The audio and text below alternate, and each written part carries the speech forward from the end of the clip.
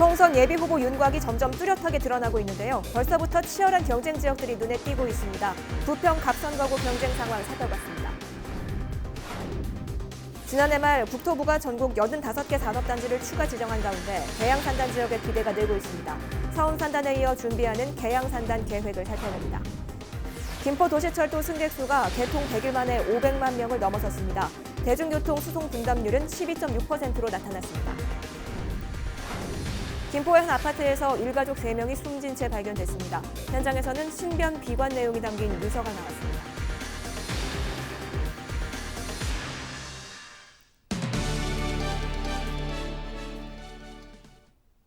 시청자 여러분 안녕하십니까? 헬로티비 뉴스 시작합니다. 오늘의 첫 소식입니다. 총선이 100일 앞으로 다가왔습니다. 후보들은 민심 잡기에 집중하고 있는데요. 경선 단계부터 치열한 지역이 있습니다. 바로 부평 갑선거구인데요. 먼저 더불어민주당 소속 후보들부터 살펴보겠습니다. 더민주에서는 이성만 예비후보와 홍미영 예비후보가 본선 진출을 놓고 맞붙는데요. 두 후보 모두 이번 경선에서 패배한다면 큰 충격이 불가피합니다. 때문에 이번 선거에서 모든 것을 걸었다고 해도 과언이 아닌데요. 이재필 기자가 취재했습니다. 더불어민주당에서는 이성만 예비후보와 홍미영 예비후보가 본격적인 선거운동을 시작했습니다. 이성만 예비후보는 제6대 인천시 의회 후반기 의장을 역임했습니다. 지난 총선에서는 안타깝게 낙선했지만 이후 더불어민주당 부평갑 지역위원장을 맡으면서 꾸준히 주민들과 소통해왔습니다. 인천시 의회 건설교통위원회에서 활동했던 그는 군부대 이전과 GTX B 노선을 유치한 현 상황에서 부평 발전을 이끌 적임자는 자신이라고 강조했습니다. 제3보급단도 좀 이전이 가시화되고 있고 특별히 미군기지 문제는 지금 일부 지역이긴 하지만 이전이 좀 시작이 되고 있습니다. 요거는 요 사실로만 끝나는 게 아니라 부평 전체를 새롭게 번복시킬 것이고요. 이거를 할 수 있는 사람은 도시계획 전문가가 해야 된다고 봅니다. 그래서 저는 도시계획 전문가로서 그동안 활동해 왔고요. 그 적임자라고 생각이 됩니다. 출사표를 던진 홍미영 예비후보는 17대 국회의원과 5대와 6대 부평구청장을 역임했습니다. 지난 지방선거 당시 인천시장에 도전했다 아쉽게 경선에서 고배를 마셨지만 이후 더불어민주당 다문화위원장을 맡는 등 활발한 활동을 이어왔습니다. 부평구청장 재직 당시부터 지방분권 강화에 힘써왔던 그는 국회에 입성한다면 보다 강력한 지방분권을 위해 입법기관인 국회의원으로서 최선의 노력을 다할 것이라고 강조했습니다. 제가 지금까지 부평에서 30여 년간 지방자치의 실현을 위해서 열심히 뛰었습니다. 직전에 구청장 8년까지 하면서 이제 그 실현될 수 있는 마지막 부분은 국회로 가서 입법과 또 이 자치분권에 관한 것들을 확실하게 해내야 된다고 봅니다. 외나무다리에서 맞붙은 이성만 예비후보와 홍미영 예비후보. 본선에 진출하는 사람은 누구일지 관심이 집중되고 있습니다. 헬로티비 뉴스 이재필입니다. 네, 부평 갑지역 더불어민주당 후보들 상황 살펴보고 왔는데요. 취재기자와 부평 갑지역 자유한국당 후보들에 대한 이야기도 나눠보겠습니다. 이재필 기자 나와 있습니다. 네, 이 기자, 자유한국당에서는 정유섭 국회의원의 출마가 예상되는데요. 정 의원이 당분간 선거에 전념하겠다고 SNS에도 이야기를 했죠. 네, 맞습니다. 부평갑 현역 국회의원이죠. 자유한국당의 정유섭 국회의원인데요. 당연히 재선에 도전할 것으로 예상이 되고 있는 그런 상황입니다. 그리고 지난 5일 정 의원이 이제 자신의 SNS에 글을 하나 올렸는데요. 어제 한 선배와 이제 술을 한잔 했는데 선배가 술을 자제하라고 이제 했다. 그래서 선거날인 4월 15일까지 술을 끊는 것이 맞겠다. 당분간 술 약속은 하지 않고 선거에 전념하겠다고 적었습니다. 이제 총선을 앞두고 지역 다지기와 이제 선거 준비에 집중하겠다는 이런 의미로 풀이가 되는데요. 총선이 다가왔음을 느낄 수 있는 대목이었습니다. 네, 그렇군요.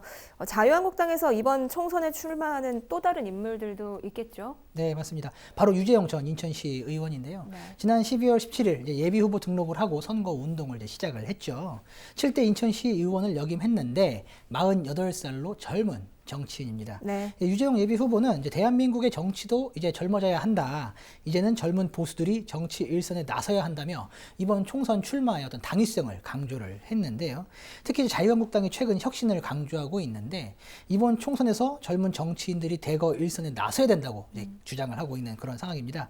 정유섭 의원과 이제 유재용 예비 후보, 이제 국회의원과 시의원으로 각별한 사이였는데요. 이번 총선에서는 불가피하게 경쟁을 해야 하는 그런 상황에 놓였습니다. 그렇군요. 정의당에서는 출마 예상 후보가 없습니까? 네, 정의당에서는 이제 각 지역별로 후보를 한 명씩 내는 것으로 합의가 된 것으로 알려졌는데요. 그러니까 이제 부평 지역에 한 명을 내는 거죠. 근데 부평 을에 김웅호 정의당 인천시당 위원장이 현재 출마를 선언하고 예비 후보를 등록한 상황입니다. 네. 때문에 부평 갑에서는 후보를 내지 않을 것으로 예상이 됩니다. 네, 알겠습니다. 부평 갑 지역 상황 알아봤습니다. 이재피 기자였습니다. 수고하셨습니다.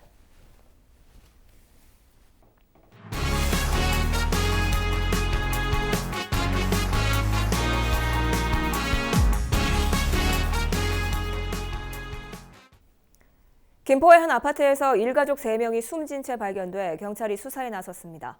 지난 5일 새벽 3시 40분쯤 김포시 장기동의 한 아파트에서 62살 여성 A씨와 딸 37살 B씨, B씨의 아들인 8살 C군이 소방대원에 의해 숨진 채 발견됐습니다. 집 내부에서는 이들이 쓴 것으로 추정되는 유서가 발견됐고 신변을 비관하는 내용이 담긴 것으로 알려졌습니다. 경찰은 이들이 극단적인 선택을 한 것으로 보고 국립과학수사연구원에 시신 부검을 의뢰해 정확한 사망 원인을 조사할 방침입니다. 김포 도시철도에 탑승한 승객 수가 개통 100일 만에 500만 명을 넘어섰습니다. 김포 골드라인 측은 지난해 9월 도시철도가 개통한 이후 누적 승차 인원수가 523만 명을 넘어섰다고 밝혔습니다. 또 95만 킬로미터를 무사고로 운행했다고도 덧붙였습니다. 한편 김포 도시철도의 대중교통 수송 분담률은 12.6%로 나타났습니다. 골목경제 활성화를 위해 경기도형 전통시장 특성화 사업이 추진됩니다. 경기도와 경기도 시장상권진흥원은 전통시장 14곳을 상권진흥구역과 혁신시장, 공유마켓으로 지정해 운영할 예정인데요. 상권진흥구역은 올해 2곳이 지정되며 마케팅과 문화예술 공간 조성을 위해 4년간 최대 40억 원이 지원됩니다. 혁신시장 역시 2곳이 지정되며 각각 5억 원이 지원돼 특화 상품과 관광자원 개발 등에 사용될 예정입니다. 10곳이 신규 지정되는 공유마켓은 각각 2억 원이 투입돼 협동조합과 푸드트럭 등 새로운 프로그램이 개발될 예정입니다. 서운산단 2단계 사업으로 알려졌던 일명 계양산단이 국토부 산업단지로 최종 지정됐습니다. 기존 서운산단과 함께 일자리 창출과 지역의 산업 동력을 확보하는 등 긍정적인 효과를 낼 것으로 보이는데요. 구체적인 내용 취재기자에게 들어봅니다. 이정화 기자 스튜디오에 나와 있습니다. 예, 이 기자, 서운산단에 이어서 또 다른 산단이 계양구에 들어서게 됐는데요. 네. 지역의 기대가 굉장히 클 것 같습니다. 앞으로 이 계양산단이 어떤 산업단지로 발전하게 될까요? 네, 지금 앵커께서 이야기한 것처럼 지난해 말 국토부가 올해 산업단지 지정 계획을 확정을 했습니다. 전국에서 85개 산업단지가 선정이 됐는데요. 이 가운데 계양구의 계양산단이 포함됐습니다. 앞으로 계양산단은 2023년 하반기까지 입주가 가능하도록 추진을 할 예정입니다. 이고요. 사업군도 그렇고 현재 가동되고 있는 이 서운산단의 부족한 부분을 일정 부분 채워나갈 수 있는 역할을 할 것으로 보입니다. 네. 계양 테크노밸리와 서운 산업단지 사이에 위치하게 될 이 계양산단은요. 계양구 병방동 일대 24만 제곱미터 규모로 현재 서운 산업단지와 비교하면 이 절반 정도의 규모인데요.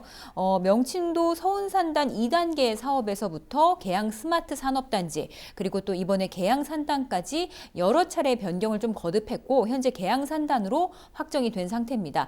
이로써 서운산단과 비슷한 기업들이 입주해서 지역의 산업 동력을 이끌어갈 것으로 기대되고 있습니다. 그렇군요. 이 계양산단의 경우에는 앞서 국토부 산단 지정에서 한 차례 불발된 적이 있죠. 그렇죠. 계양산단의 경우에는 앞서서 이 국토부 산단 지정에서 한 차례 불발된 적이 있습니다.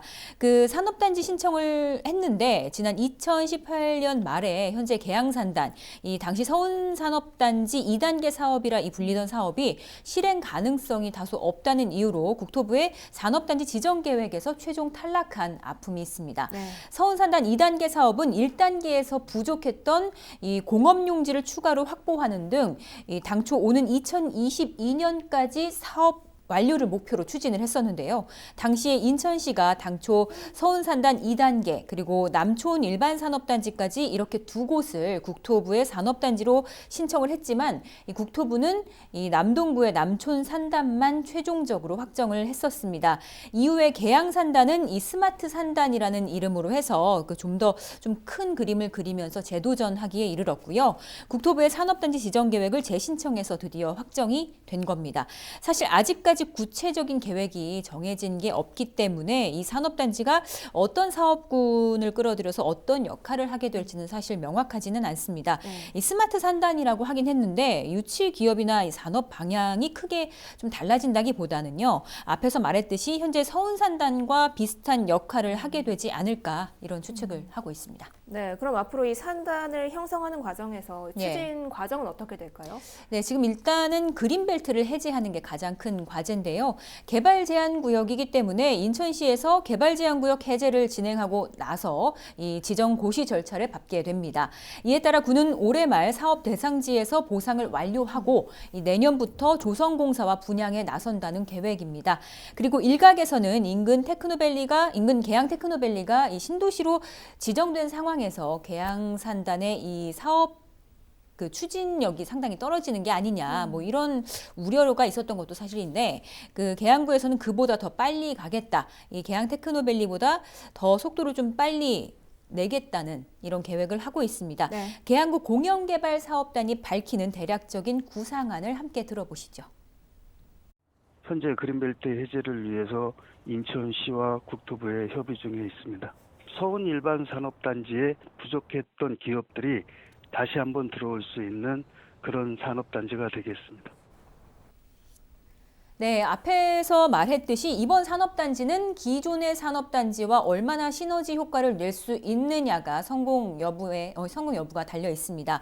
이 때문에 계양산단이 앞으로 서운산단 또 그리고 계양 테크노밸리와 인접한 지리 위치적 장점을 좀 살려서 인천의 대규모 산업벨트의 한 축을 형성할 수 있을지, 그렇게 된다면 과연 어떤 형태로 변화해 나갈지도 주목됩니다. 네, 알겠습니다. 계양 테크노밸리 그리고 서운산단과 함께 시너지를 내게 될 이 새로운 산단 추진 과정 어떻게 될지 지켜보도록 하겠습니다. 오늘 내용 여기까지 듣겠습니다. 수고하셨습니다.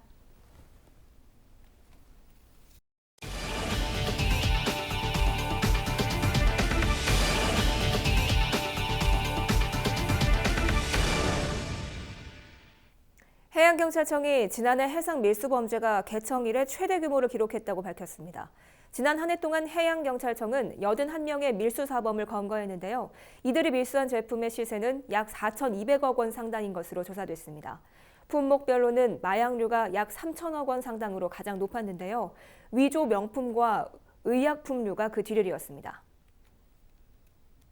지난해 경기도의 차량 등록 대수가 전년에 비해 소폭 증가한 가운데 전기차는 78% 늘어난 것으로 조사됐습니다.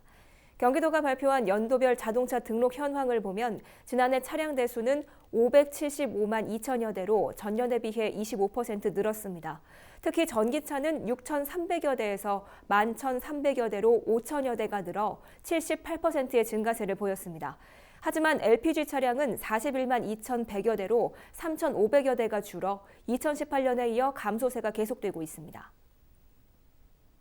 경기도 특별사법경찰단이 설 명절을 앞두고 도내 제수용 선물용 농축수산물 판매업체를 집중 수사합니다. 수사는 오는 9일부터 15일까지 진행되며 무등록 제조 판매와 재료 유통기한 경과 여부 등을 조사합니다. 특사경은 적발된 식품을 압류 조치하고 공급업체까지 추적해 불법식품 유통을 원천 차단할 계획입니다. 인천 유나이티드가 올 시즌 준비를 위해 태국 방콕과 경남 남해에서 전지훈련을 갖습니다. 인천은 7일 태국 방콕으로 떠나 다음 달 3일까지 기초체력과 팀 전술훈련을 실시할 예정입니다. 또 국내외 팀들과 3차례 이상 연습 경기를 통해 실전 감각을 높일 계획입니다. 이어 다음 달 7일부터 21일까지는 남해에서 전술 완성도를 높이는 마지막 점검에 나설 예정입니다. 6일 새벽 2시 48분쯤 인천시 서구 공촌동의 한 다세대 주택에서 불이 났습니다. 불은 발생 20분 만에 진화됐는데요. 77살 이모 씨가 경상을 입고 인근 병원으로 이송됐습니다. 소방당국은 전기 배전반에서 불이 났다는 목격자의 진술을 토대로 정확한 화재 원인을 조사하고 있습니다.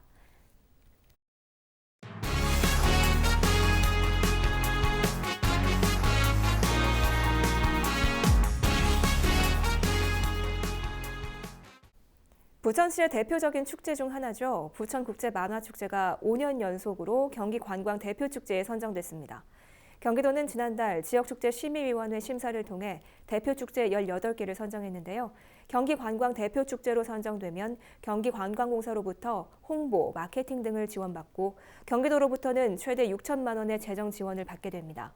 올해로 23회째를 맞는 부천국제만화축제는 오는 8월 14일부터 16일까지 3일간 열릴 예정입니다. 김포시가 민원인에게 빠르고 편리한 서비스를 제공하기 위해 민원상담관제를 운영하기로 했습니다. 김포시 민원상담관은 민원여건과와 토지정보과 소속 공무원 9명이 도맡게 되는데요. 이들 민원상담관은 매일 민원실 내부에 마련된 대기 공간에서 순번제로 근무하면서 빠른 민원 처리를 도울 예정입니다. 계양구가 7일부터 일주일 동안 올해 상반기 청년 인턴 근로에 참여할 참가자를 모집합니다. 모두 18명을 선발하는 이번 청년 인턴 사업의 합격자는 다음 달 3일부터 약 5개월 동안 계양구 부서와 보건소 등에서 근무하게 됩니다. 주민등록상 계양구에 거주하고 있는 고졸 이상의 만 34살 이하 미취업 청년은 누구나 구 홈페이지를 통해 접수할 수 있습니다. 부천시 보건소가 올해 영양플러스 사업 대상자를 모집합니다. 영양플러스 사업은 영양 상태가 취약한 임산부와 영유아를 대상으로 체계적인 영양관리와 보충 영양식품을 제공하는 사업인데요. 지원 대상자로 선정되면 매달 한 번 이상 영양사의 영양교육과 상담을 받을 수 있습니다. 또 대상자별로 쌀과 달걀, 감자, 우유 등 보충 영양식품이 담긴 6가지 식품 패키지를 처방받습니다. 사업 대상은 부천시에 거주하는 임산부와 66개월 미만의 영유아인데요. 건강보험료 본인 부담금이 가구 규모별 중위소득의 80% 미만이면서 빈혈, 저체중, 성장 부진 등 한 가지 이상의 영양 위험 요인 보유자입니다. 인천 상호회의소가 새해를 맞아 지역 첫 신년 인사회를 개최했습니다. 이강신 인천상위 회장은 경제발전을 위해 기업가 정신을 발휘해달라고 강조했습니다. 박남춘 인천시장은 경제와 정치의 소통으로 경제 문제를 함께 풀어가자고 말했습니다. 원태규 기자가 보도합니다.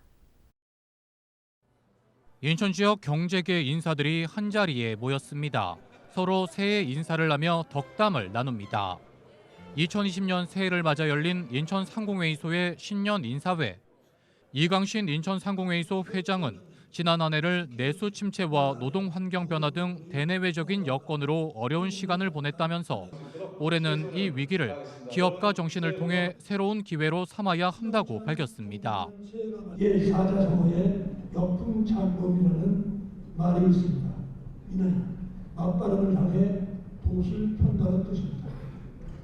폭풍우가 몰아칠 때 위대한 뱃사공이 탄생하듯이 어려운 경제 여건에서 이른바 기업가 정신이라는 말이 자주. 박남춘 인천시장은 지역 경제 발전을 위한 소통을 강조했습니다. 당면한 문제들을 지역 경제계와 정치권이 소통을 통해 함께 풀어나가자고 밝혔습니다. 경제 문제에 관해서만큼은 소통을 통해서 불편하고 힘든 곳의 문제를 해결하려고 노력하다 보면 저는 거기에 답이 있다는 생각으로 잘 소통하면서 우리 한 해를 우리 인천이 성장하고 대한민국의 중심으로 설 수 있는 그런 한 해가 될 수 있도록 만들어 보겠습니다. 행사에는 지역 정치권 인사들도 대거 참석했습니다. 윤관석 더민주 인천시당 위원장, 안상수 자유한국당 시당 위원장을 비롯한 지역 국회의원들은 지역 경제 발전을 위해 함께 노력할 걸 약속했습니다.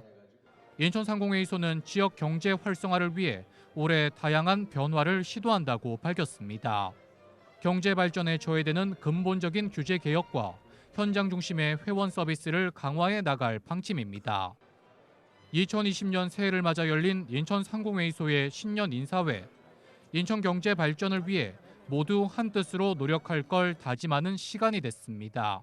NIB 뉴스 원태규입니다.